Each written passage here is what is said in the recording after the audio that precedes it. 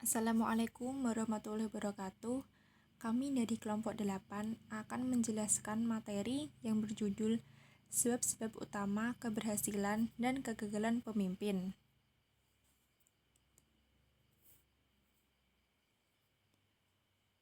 Tujuan dari penyajian ini adalah untuk menyediakan bahan diskusi bagi semua teman-teman dalam mempertajam pengetahuan tentang kepemimpinan, khususnya tentang sebab-sebab utama keberhasilan dan kegagalan pemimpin.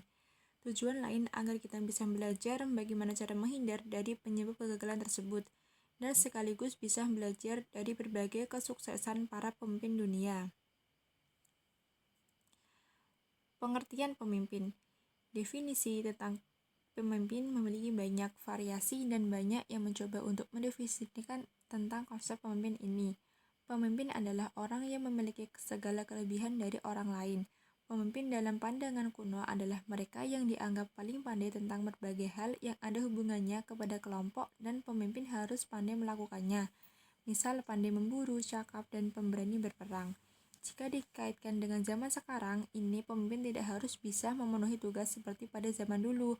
Akan tetapi, pemimpin harus memiliki kecakapan. Pemimpin sekarang hanya memilih seorang pembantu yang mempunyai keahlian yang berkaitan dengan apa yang belum dia miliki, artinya sesuai dengan keahlian.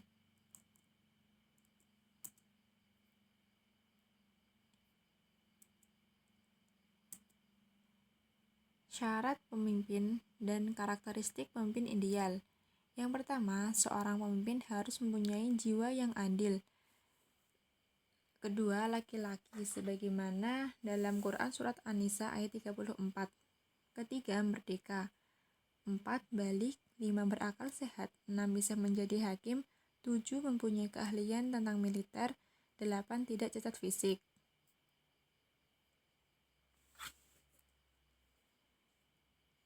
Ciri-ciri penting yang menggambarkan pemimpin ideal dalam Islam. Yang pertama yaitu setia. Pemimpin yang dipimpin terikat kesetiaan kepada Allah. 2. Terikat pada tujuan. Seorang pemimpin ketika diberi amanah sebagai pemimpin meliputi tujuan organisasi, bukan saja berdasarkan kepentingan kelompok, tapi juga ruang lingkup tujuan Islam yang lebih luas. 3. Menjunjung tinggi syariat dan akhlak Islam. Ketika ia menjalankan tugasnya, ia harus patuh pada adab-adab Islam, khususnya ketika berhadapan dengan orang yang dipimpinnya atau rakyat. 4. Memegang teguh amanah. Seorang pemimpin ketika menerima kekuasaan menganggapnya sebagai amanah dari Allah. 5. Tidak sombong. Menyadari bahwa dari kita ini adalah kecil, karena yang besar dan maha besar hanyalah Allah. 6. Disiplin. Konsisten dan konsekuen merupakan ciri kepemimpinan dalam Islam di dalam segala tindakan dan perbuatan seorang pemimpin. Selanjutnya yaitu fungsi dan tujuan pemimpin.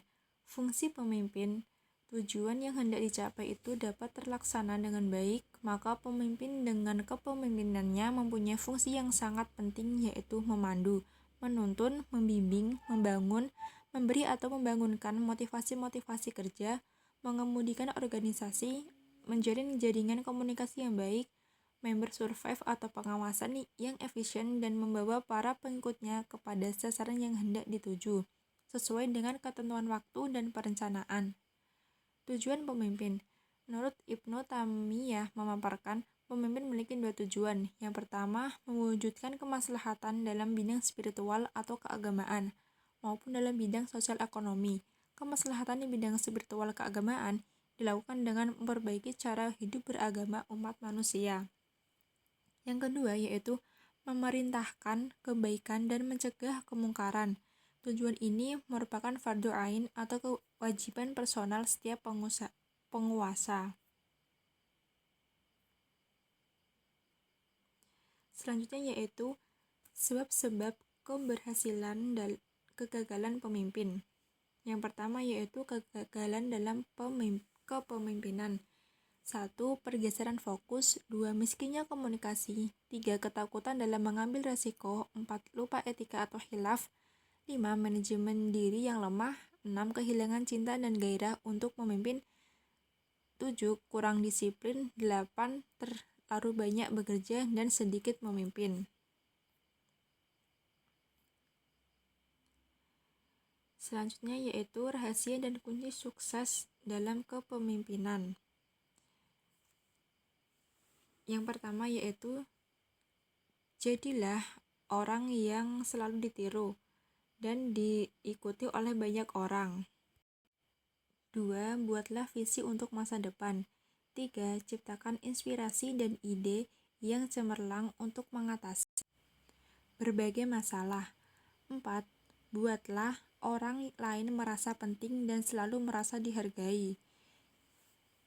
5. Gunakan nilai-nilai sebagai pedoman hidup dan bertindaklah sesuai dengan etika.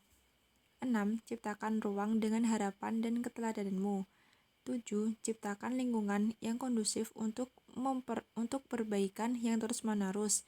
8. Berikan kesempatan pada orang-orang untuk tumbuh dan berkembang, baik secara personal atau profesionalisme. Kesimpulan.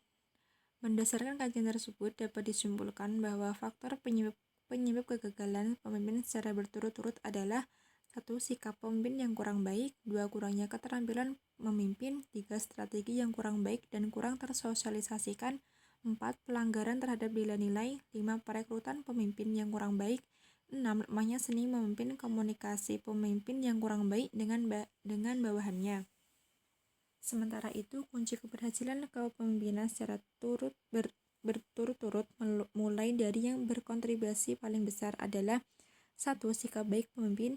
2. Strategi yang baik. 3. Keterampilan pemimpin. 4. Keteguhan pemimpin dalam memegang nilai-nilai kepemimpinan. Dan 5. Kemampuan motivasi yang dimiliki oleh pemimpin. Sikap pemimpin adalah faktor utama yang menyebabkan kegagalan pemimpin dan sekaligus faktor utama yang menyebabkan keberhasilan pemimpin. Sekian presentasi dari kami. Terima kasih. Wassalamualaikum warahmatullahi wabarakatuh.